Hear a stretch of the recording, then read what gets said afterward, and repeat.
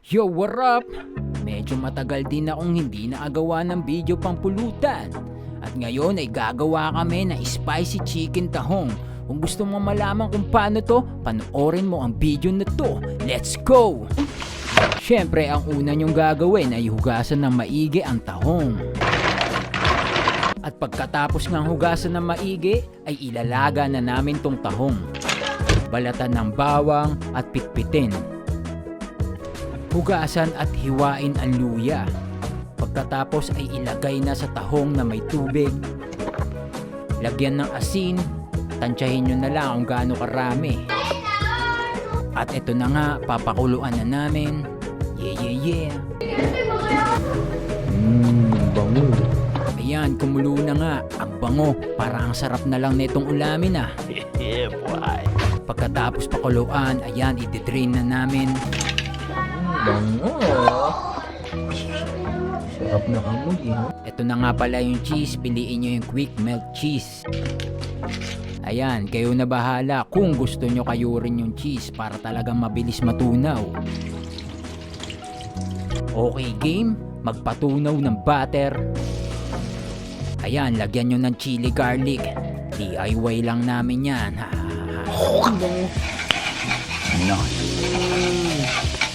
Chili garlic.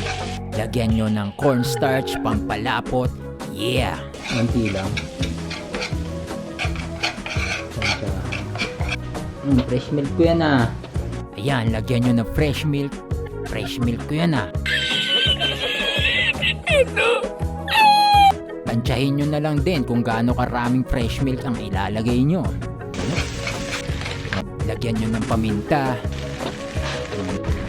Okay, paning cheese. Lagyan ng... Pag nakulangan.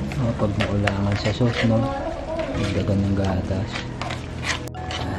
Papamelt lang yung cheese. Tapos okay na. Sarapan na. Pwede na ihalo sa tahong. Sarapan. Pag malamig na yung tahong, tanggalin nyo yung kalahating shell. Tanggalin nyo nga pala yung parang buhok sa tahong. Katulad na ito.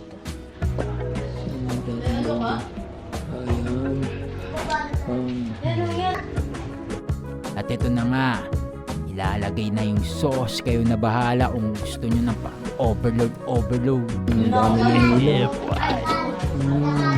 At yan na nga, ready to salang na. Itsura pala, nakakatakam na.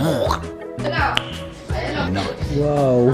Ayan, kayo na bahala kung saan nyo gusto lutuin. Basta matunaw lang yung cheese. Pwede nyong ihawin o i-steam kasi kami air fryer.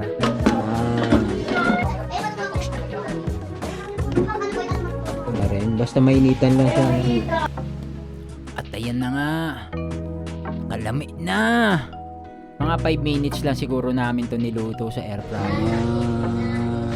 Pang! Finished product. Lamig kayo. Real talk ang tumamen. Meron kang bars pero broke ka pa rin. Okay, let's go. Tagay na.